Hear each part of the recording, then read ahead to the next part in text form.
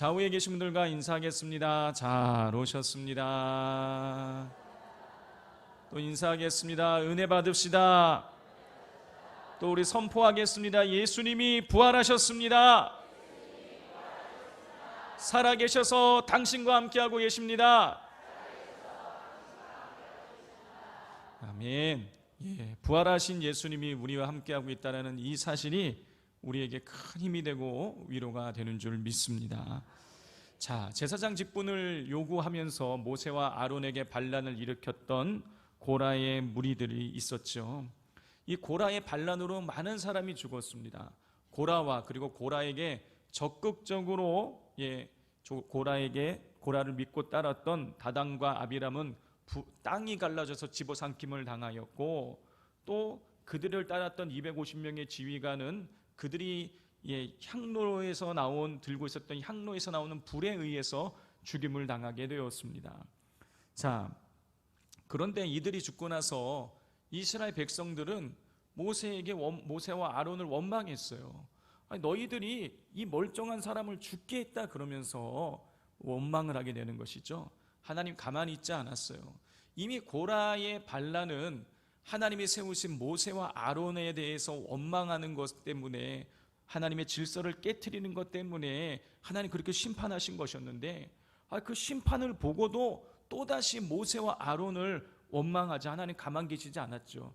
이번에는 이스라엘 백성 전체에 연병을 일으키셨어요. 그래서 몇 명이 죽냐? 14,700명이 죽게 됩니다. 자, 이런 이후에 하나님께서는 이 모세와 아론이 하나님이 세우신 사람이라는 사실을 분명하게 이스라엘 백성들에게 보여줄 필요가 있으셨습니다. 그래서 어떻게 하십니까? 각 지파별로 지파의 대표의 지팡이를 가지고 나오게 하라고 하시고, 그 지팡이를 법궤 앞에다가 두게 하셨어요. 누구를 통해서? 모세를 통해서. 자, 그런데 하루가 지나고 나서 모세가 그 법궤에 있는 곳으로 가보았더니 어떻게 되어 있습니까? 다른 지팡이들은 다 멀쩡한데 레위 지파를 대표해서 낸 아론의 지팡이에서만 싹이 나고 꽃이 피고 살구 열매가 맺혀져 있었죠. 자, 이것을 모세를 통해서 이스라엘 백성들에게 보여주게 하셨어요. 자, 이 아론의 싹난 지팡이 사건을 통해서 하나님께서는 모세와 아론을 하나님께서 세운 사람이라는 것을 분명하게 보여주셨죠. 자, 그러고 난 다음에 하나님께서는 제사장과 레위인이 직무에 대해서, 제사장과 레위인이 어떤 직무를 감당하는지, 이들이 얼마나 중요한 직무를 감당하는지를 이스라엘 백성들에게 보여주셨어요. 자, 우리 18장 1절과 2절을 제가 1절 읽고 2절을 같이 읽어주십시오. 여호와께서 아론에게 이르시되 너와 내 아들들과 내 조상의 가문은 성소에 대한 죄를 함께 담당할 것이요, 너와 내 아들들은 너희의 제사장 직분에 대한 죄를 함께 담당할 것이니라. 너는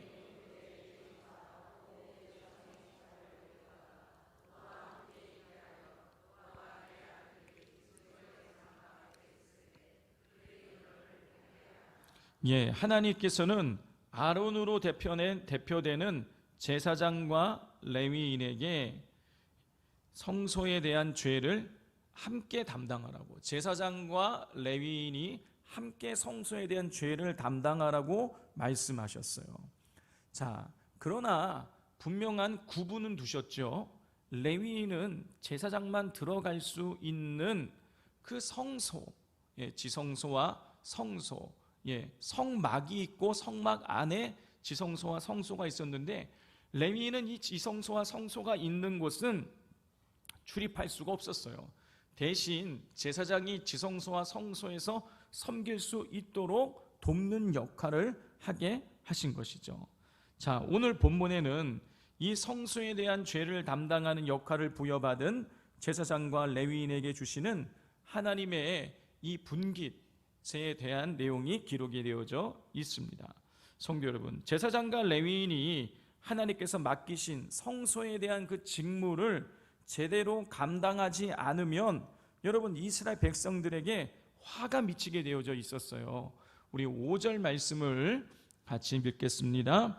이와 같이 너희는 성소의 직무와 제단의 직무를 다하라. 그리하면 여호와의 진노가 다시는 이스라엘 자손에게 미치지 아니하리라. 제사장과 레위인이 제대로 직무를 감당하면 이스라엘 백성들에게 화가 미치지 않는다는 얘기예요. 그럼 뒤집으면 무슨 얘기예요? 제사장과 레위인이 함께 연합해서 이 성소를 섬기는 일을 제대로 하지 못하면 이스라엘 백성들에게 화가 임하게 된다는 거예요.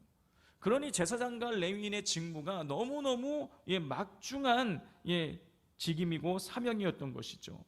자, 이렇게 하나님께서는 이 중요한 직무를 감당하는 제사장과 레위인들에게 귀한 선물을 주셨어요. 먼저 제사장에게 어떤 선물을 주셨는지 살펴보도록 하겠습니다. 하나님께서는요, 이스라엘 백성들이 하나님 앞에 제사를 드리면서 바치는 많은 것들을 이 제사장에게 제사장 몫이 되게 하셨습니다. 우리 9절과 10절을 같이 읽겠습니다. 지성물 중에 불사르지 아니한 것은 내 것이라. 그들이 내게 드리는 모든 헌물의 모든 소제와 속제제와 속건 제물은 다 지극히 거룩한즉 너와 내 아들들에게 돌리리니 지극히 거룩하게 여김으로 먹으라. 이는 내게 성물인즉 남자들이 다 먹을지니라. 하나님께서는요, 거제물 이렇게 손으로 들어서 하나님 앞에 바치는 거제물들은 다 제사장 몫이다. 그리고 5대 제사 있지 않습니까? 번제, 소제, 속건제, 속제제, 화목제. 이 5대 제사 중에서 번제와 화목제를 제외한 나머지 3가지 제물, 소제, 속건제, 속제제의 제물은 제사장의 몫이 되게 하셨어요. 성도 여러분, 이스라엘 백성들이요, 최소한 200만 명입니다. 200만 명이 하나님 앞에 1년의 제사를 한 번씩만 드린다고 한번 생각을 해보세요. 여러분, 이 양이요 엄청난 겁니다. 그런데 이거를 제사장에게 주시겠다라는 거예요.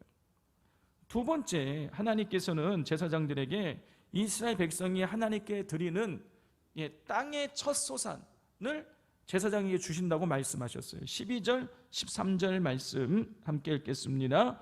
그들이 여호와께 드리는 첫 소산 곧 제일 좋은 기름과 제일 좋은 포도주와 곡식을 내게 주었은즉 그들이 여호와께 드리는 그 땅에 처음 익은 모든 열매는 내 것이니 내 집에서 정결한 자마다 먹을 것이라.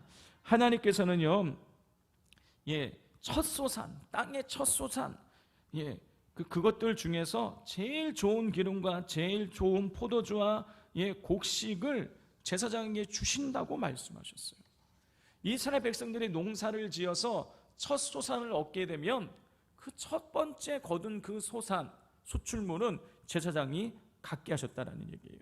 세 번째, 하나님께서는 하나님께 바치는 사람과 짐승의 첫 태생을 제사장에게 주셨습니다. 15절, 16절 같이 읽겠습니다. 여호와께 드리는 모든 생물에 처음 나는 것은 사람이나 짐승이나 다 내 것이로되 처음 난 사람은 반드시 대속할 것이요 처음 난 부정한 짐승도 대속할 것이니 그 사람을 대속할 때에는 난지 한 달 이후에 내가 정한 대로 성소의 세겔을 따라 은 5세겔로 대속하라. 한 세겔은 20게라이니라. 하나님께서는요, 만약에 자식을 낳았는데 첫 번째 자식은 제사장에게 주신대요.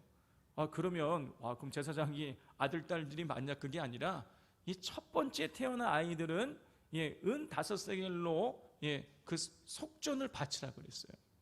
헌금을 바치면 그걸 제사장 몫이 되게 하신다고 말씀하고 계시고, 그 다음에 짐승도 첫 번째 태어난 이 출산해서 나온 짐승 새끼들은 다 제사장 몫이 되게 하셨다라는 것이죠.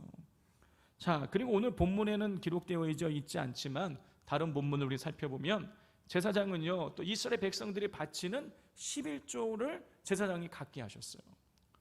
그러니까 여러분, 어마어마한 것을 제사장에게 주고 계시는 거예요. 자, 두 번째, 이제 레위인에게는 하나님이 어떤 분깃을 주셨는지 우리가 살펴보도록 하겠습니다. 자, 21절을 우리 같이 한번 읽어보겠습니다. 시작.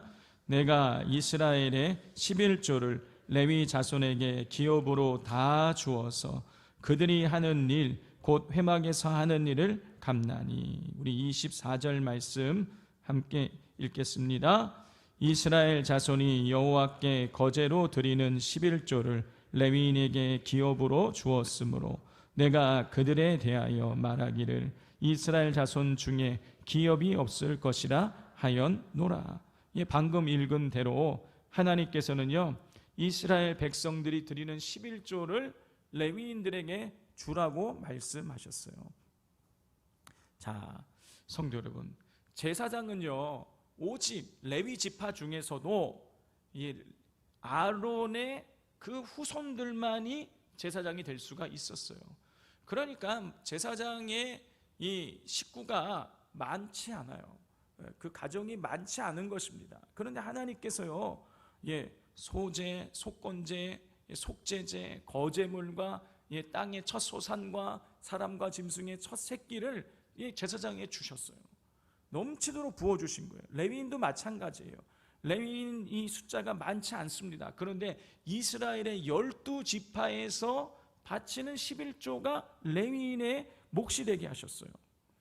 자, 하나님께서 왜 그러면 이 제사장과 레위인들에게 이렇게 넘치는 차고 넘치는 분깃을 주셨느냐라는 것입니다. 여러분, 그 이유는 18장 1절에 기록된 것처럼 제사장과 레위인이 성소에 대한 죄를 담당했기 때문이에요. 자, 성소에 대한 죄라는 것은요, 뭘 의미하는 것이냐면 크게 보면 두 가지입니다. 하나님께 거룩히 드려야 하는 이 성물이 더럽혀지지 않도록 관리하는 책임이 주어진 거예요. 그리고 두 번째는 이스라엘 백성들이 함부로 성소에 출입을 함으로 말미암아 그 죄를 짓는 것을 막는 역할을 하는 거였어요. 다시 말해서 성물을 관리하고 이 성막과 성소에 함부로 출입해서 죄를 짓는 것을 막게 하신다는 얘기는 무슨 뜻이냐면, 이스라엘 백성이 온전하게 하나님을 예배할 수 있도록 이 레위인과 제사장이 이 이스라엘 백성들이 하나님 앞에 온전하게 예배드릴 수 있도록 모든 일을 담당하는 일을 했기 때문에 하나님께서 이 레위인과 제사장들에게 그런 은혜를 베풀어 주신 것이에요.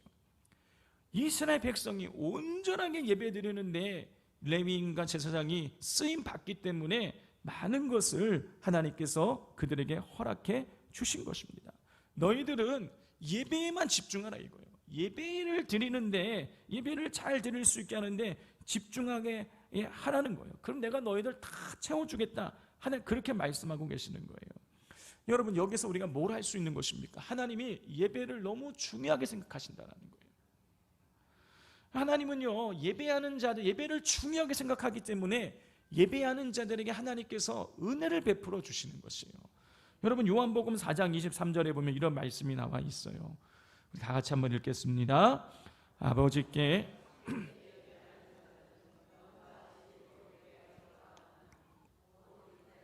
아버지께서는 자기에게 이렇게 예배하는 자들을 찾으시느니라. 하나님께서는요, 예수님께서는요, 하나님이 예배하는 자들을 찾으신다라고 말씀하셨어요.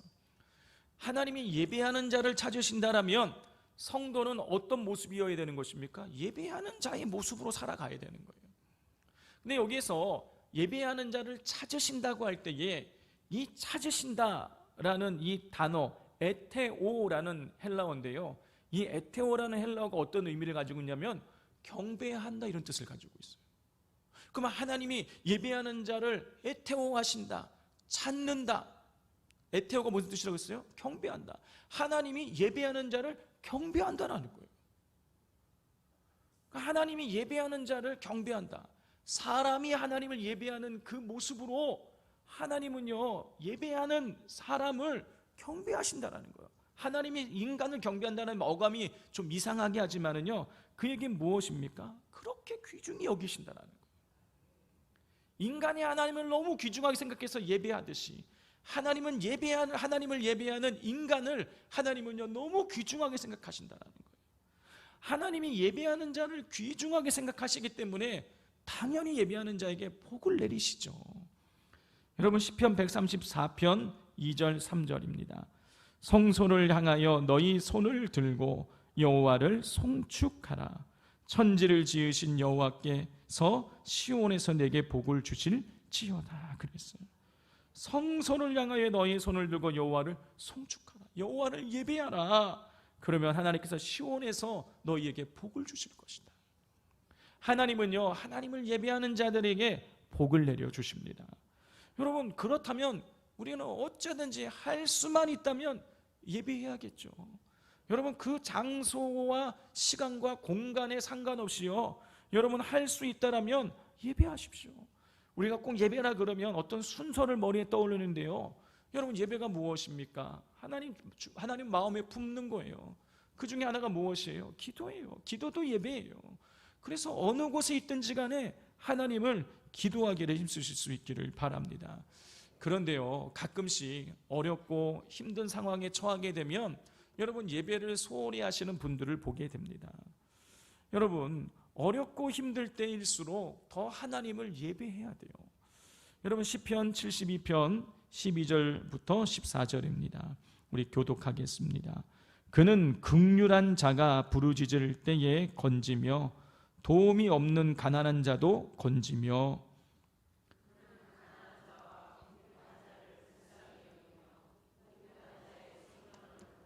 함께 읽겠습니다. 그들의 생명을 압박과 강포에서 구원하리니 그들의 피가 그의 눈 앞에서 존귀히 여김을 받으리로다. 이 시편 72편은요 이 솔로몬이 쓴 시예요. 이 시편 중에 솔로몬이 쓴 시를 찾기가 어려운데요, 이 솔로몬이 쓴 시예요. 지혜의 왕. 근데 솔로몬이 뭐라고 고백을 하냐면 궁핍한 자가 부르짖을 때에 하나님께서 건져주신다는 거예요. 그리고 궁핍한 자와 가난한 자가 부르짖으면 하나님께서 압박과 강포에서 구원해 주시고 더 나아가서 그들을 존귀하게 해주신다는 거예요. 여러분 어렵고 힘든 일을 만나면 우리가 궁핍하고 어렵고 가난하고 여러 가지 상황적으로 우리가 쫄릴 때에, 그렇게 어려울 때에 여러분 하나님을 예배해야 되는 거예요. 하나님의 예배하는 우리가 궁핍한 자가 가난한 자가 부르짖으면 건져주시고 구원해 주신다고 약속해 주셨기 때문이에요. 그런데 어떤 분들은 반대로 합니다. 어렵고 힘들수록 더 하나님을 예배하고 기도해야 되는데 반대로 어렵고 힘드니까 하나님을 예배하지 않는 거예요. 내가 내 손으로 이 문제를 내가 해결해야 된다고 생각을 하니까 예배를 드리지 않고 예배를 드려야 될 시간에 다른 일을 하고 있는 것이죠. 그럼 어떻습니까? 탈출 구멍이 없는 거예요. 그러므로 여러분 우리는 어찌하든지 우리가 평안할 때든 어려움을 당할 때든 모든 순간마다 하나님을 예배해야 되는 것입니다. 우리가 하나님을 예배할 때에 하나님께서 우리에게 복과 은혜를 내려 주실 줄 믿습니다. 자, 이렇게 하나님을 예배하는 일을 담당한 제사장과 레위인들에게 하나님께서는 복과 은혜를 내려 주신다고 약속해 주셨어요. 여러분 이걸 통해서 또 우리가 알 수 있는 것은 무엇이냐면 하나님께서 하나님을 섬기는 자들의 수고를 당연한 것으로 생각하지 않으신다는 거예요. 하나님이 잊지 않으시는 거예요. 그 하나님을 향한 수고와 헌신을 하나님께서 기억하시고 하나님께서 그 모든 필요를 다 채워주신다는 것입니다. 그러므로 전심으로 하나님을 예배하시고 또 하나님을 섬기는 일에 더욱더 전념하실 수 있기를 바랍니다. 자, 이제는 제사장과 레위인에게 말씀하시는 또 다른 내용을 살펴보겠습니다. 하나님께서 그렇게 제사장에게 많은 것을 채워주시겠다고 약속하신 다음에 하나님께서는 이런 말씀을 하셨어요. 19절과 20절 말씀을 같이 읽겠습니다. 이스라엘 자손이 여호와께 거제로 드리는 모든 성물은 내가 영구한 몫의 음식으로 너와 내 자녀에게 주노니 이는 여호와 앞에 너와 내 후손에게 영원한 소금 언약이라. 여호와께서 또 아론에게 이르시되 너는 이스라엘 자손의 땅에 기업도 없겠고 그들 중에 아무 분깃도 없을 것이나 내가 이스라엘 중에 내 분깃이요 내 기업이니라. 하나님께서는요 제사장들에게 많은 분깃을 주시겠다고 약속하신 다음에 이것은 너와 너의 후손에게 주는 영원한 소금 언약이다 이렇게 했어요. 여러분 소금은 무엇이죠? 소금은 음식물을 오래 보관하는 데 요긴하게 사용되는 재료죠. 자, 이 소금이 언약, 즉 약속과 연관이 되어서 사용이 되어지면 여러분 이건 뭘 의미하는 거냐면 이 약속은 영원한 것이다.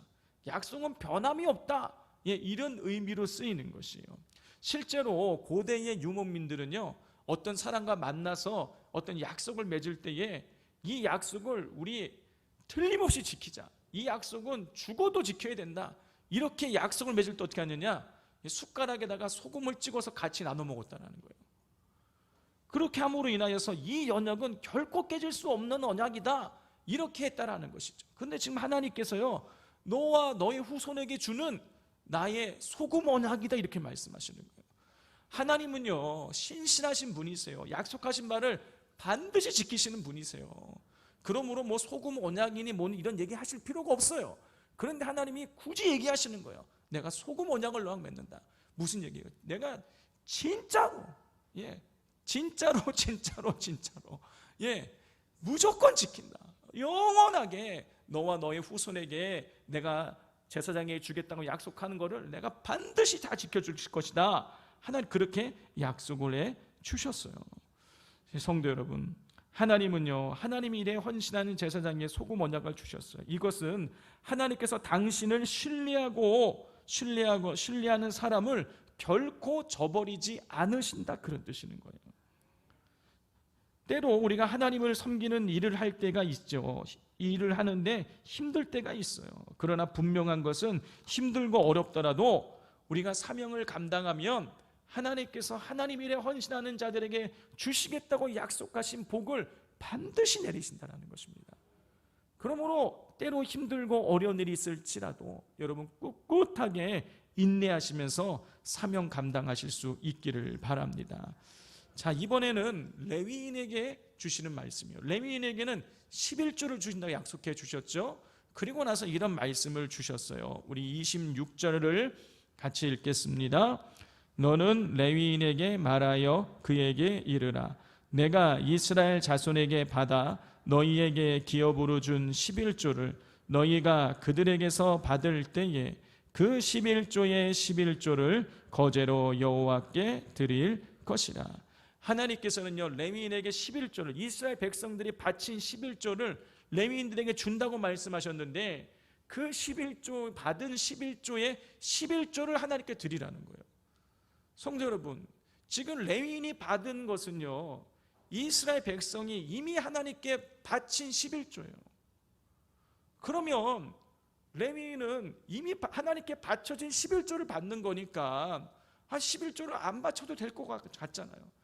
그런데요 하나님께서요 레위인도 너 받은 몫의 11조를 또 내라. 하나님 그렇게 말씀하시는 거예요.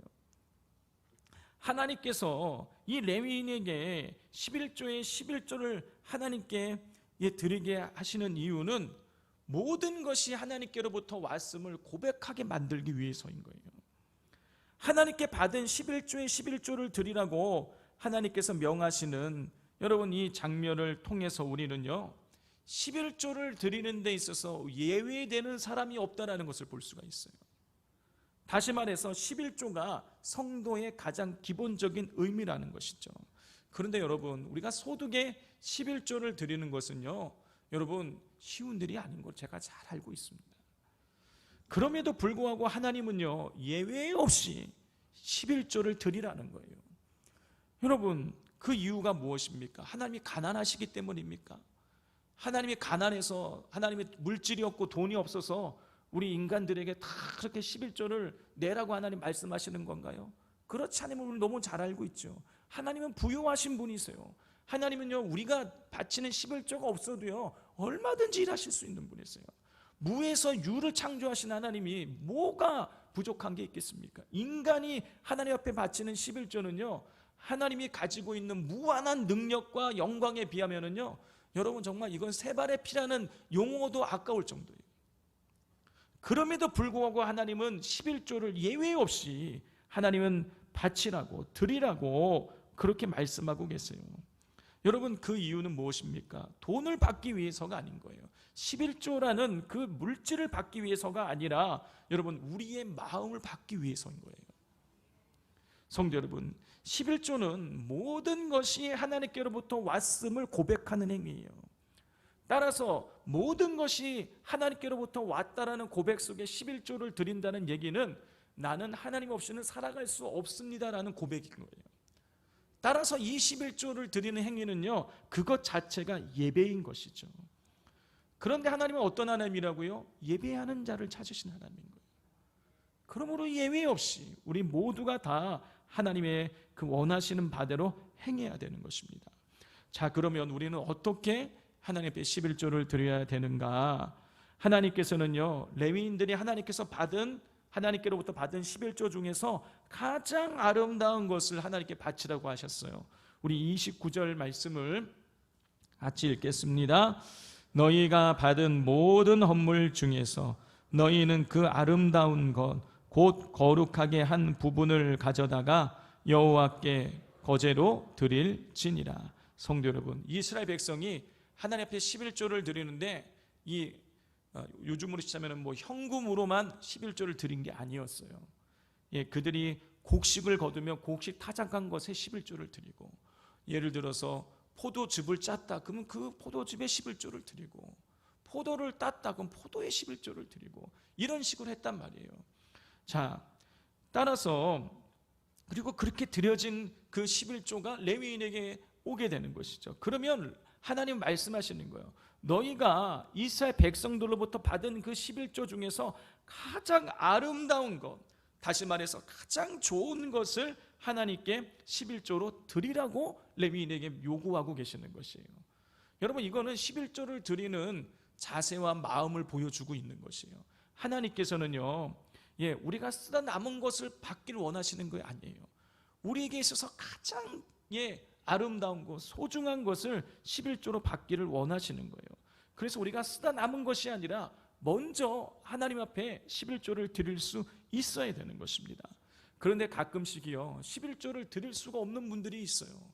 물질이 없고 소득이 없는 분들이 있어요. 제가 얼마 전에도 지난주인 것 같은데요, 잠깐 간증을 그 서울우유 그 대리점 보일러실에서 예배드린 말씀드린 적이 있었잖아요. 그 지역을 제가 담당할 때에 한 분, 제가 신방을 갔는데 이 서울우유 보일러실에 사는 그 정도는 아니지만 거의 그 정도 수준에 해당하는 정도로 살고 계신 한 분이 계셨어요. 그분은 당연히 소득이 없어요.